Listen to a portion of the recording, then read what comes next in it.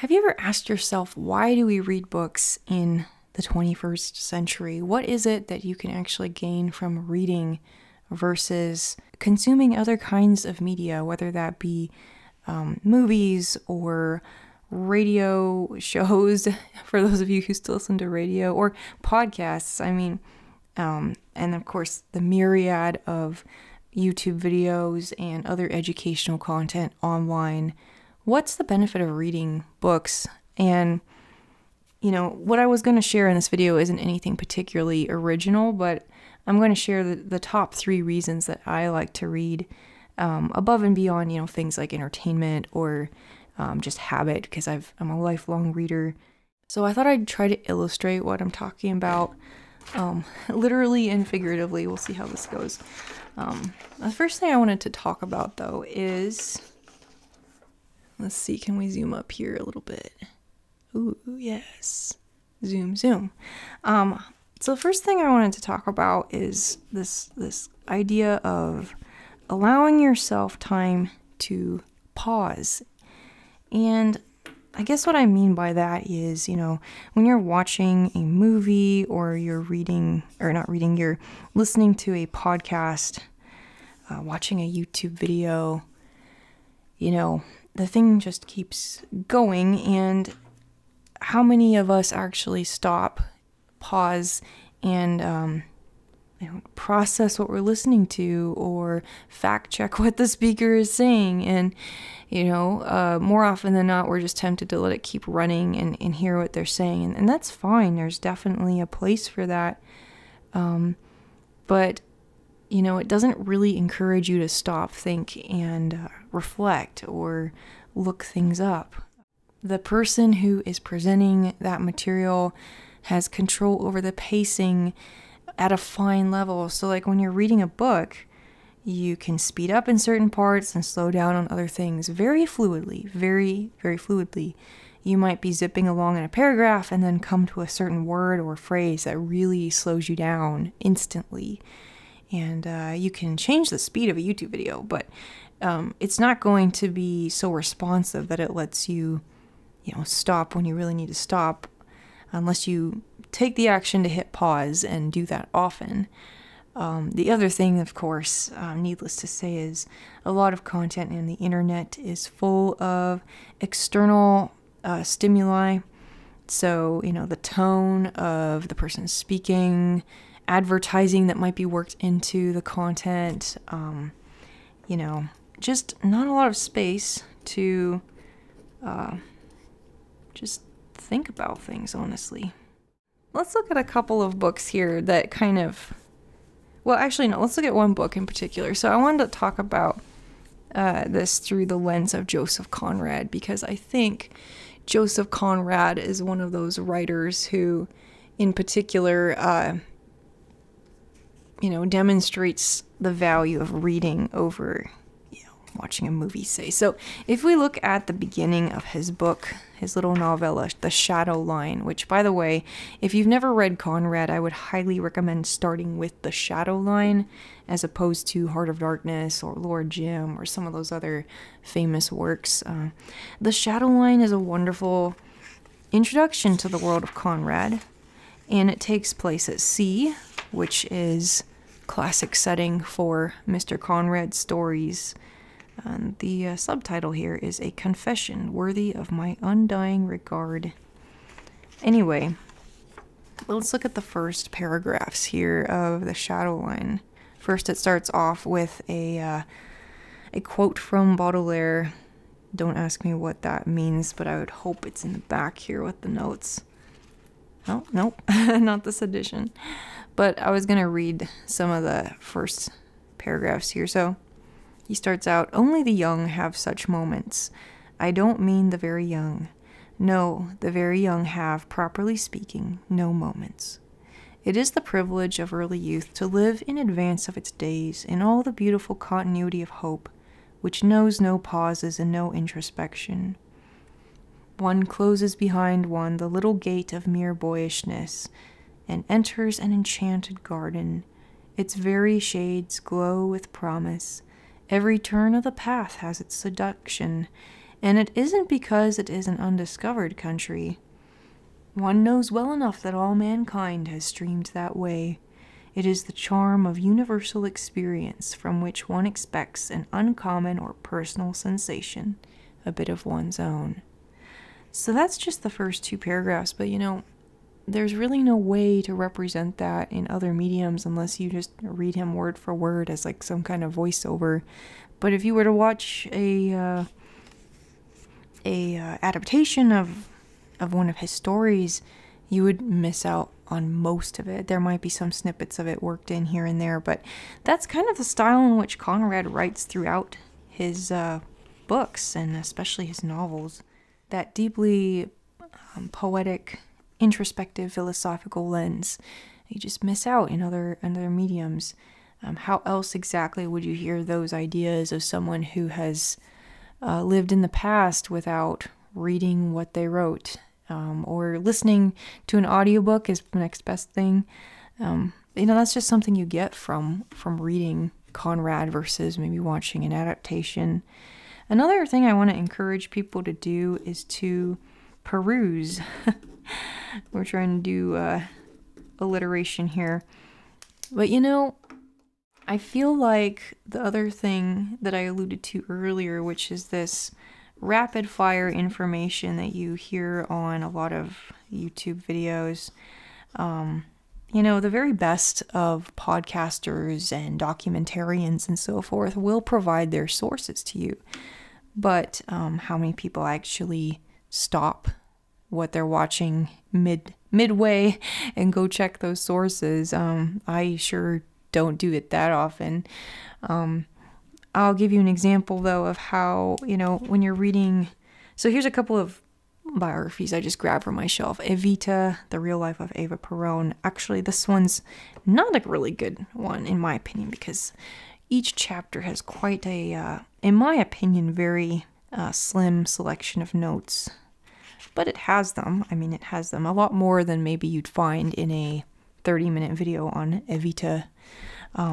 Even better is this biography put out by Princeton, and this is about Tesla. And if you look in the back, you'll find tons of notes, and a lot of these are either primary sources or other reputable sources. Just amazing pages and pages and pages of notes telling you where they got their information. And again, sometimes even the very best of content creators don't go to that kind of depth. And the other thing about books like these, especially the ones put out by the academia, is, whether or not you agree with their angle, at least the book has been through realms of editors, and really they have some reputation to maintain. Now, it's not a fail-safe, but it's a great contrast to some of the content you find online where, it's really been only through 1 or 2 people's eyes, maybe even just one person. Like one person went through and chose what they thought was important. That's not quite as likely to happen with something like this. And I should add, that's not to invalidate, individual opinions or free information sharing. I'm all about that. I just think that it's really important to have both. It's important to have those, opinion pieces and things you find online, and it's also important to have the more scholarly publications and these, as flawed as they may be, institutions and systems of, following a process for presenting information and having certain standards about it. You really, again, need both. And I think that if you only read or listen to one or the other, you're probably not getting a balanced diet of information or ideas. So just some food for thought there. Last one here is participate. So one thing that I think is just not as easy to do when you're watching a movie, listening to a podcast, or otherwise consuming standard formats of media in the 21st century is there's not really much asked of you in terms of participation. I mean, here's you, and maybe you're watching a movie here, and you're immersed in that to some degree, obviously, but as far as what it's asking you to do is not much. You're just kind of eyes glued to the screen. The music and the tones and everything has been carefully crafted to elicit certain emotions from you, and you may have your own interpretation of that film, especially if it's a very well done film. But again, you're being like everything's been harmonized to elicit certain reactions from you, and to a very high level of granularity.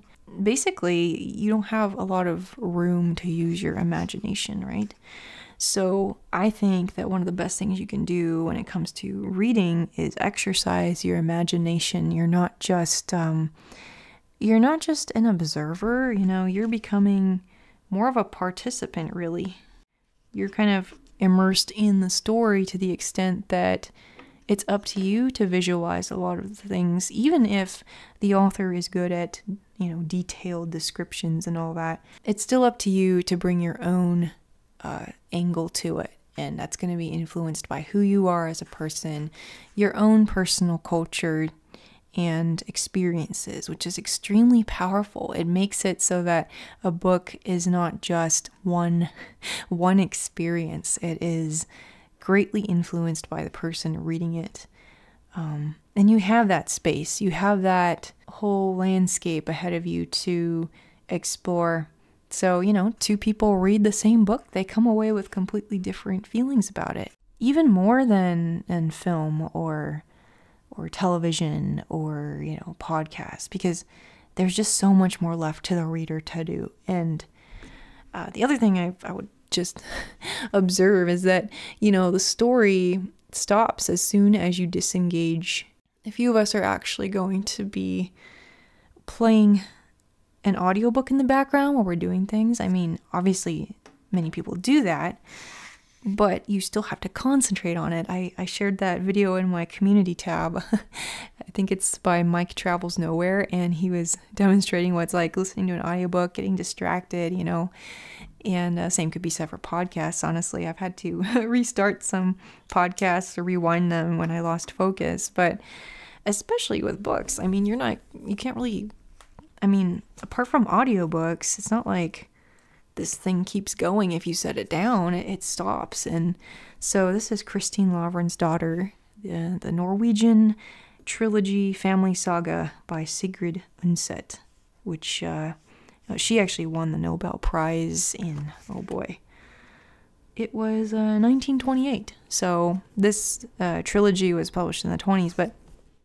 one of the things I've noticed reading it over a period of a couple of years now is, if this was a television series, you could probably binge it in like a year, but and you could play it in the background as you're doing other things and just really kind of get the gist of it. But this book really challenges you to immerse yourself and use your imagination, but also your powers of analysis to kind of understand what she's trying to communicate here about the culture, about human nature and people's actions and the consequences of them. It demands your focus, in other words. It really does. And it's the kind of thing where you're going to be a lot better off if you do just turn off all the other distractions and focus on this, as most really good books do. But again, like such a higher level of participation it demands from you. But as you're doing that, I think it really helps develop your brain muscles, as people will say, in a way that other media just doesn't. And this book actually does have notes as well in the back. I'm not going to turn to the back because I suspect I might accidentally, show some spoilers or something. But anyway, like, just, I don't know, I I think it's really important to be able to continue participating at that level in the media you consume. The next level, of course, would be writing your own stories, which a lot of us do try to do. And book reviews and such are also really important. But yeah, I guess those were just kind of the three things here. Pause, peruse, and participate. Big reasons to be reading, even nowadays. But let me know your thoughts. Why do you appreciate reading in your daily life? And, you know, if you're just getting started with reading, or if maybe you've had periods of your life where you're more into reading than others, like what were some things you noticed and what did you find beneficial about it? And for those of you maybe that maybe you prefer other types of media to reading, feel free to drop your feelings about that as well in the comments. But yeah, just wanted to share that. Hope that everybody is definitely, you know, whatever you're doing, gaining some really good insights and connecting with other ideas and places and perspectives. Thanks for watching, and I'll see you next time. Bye.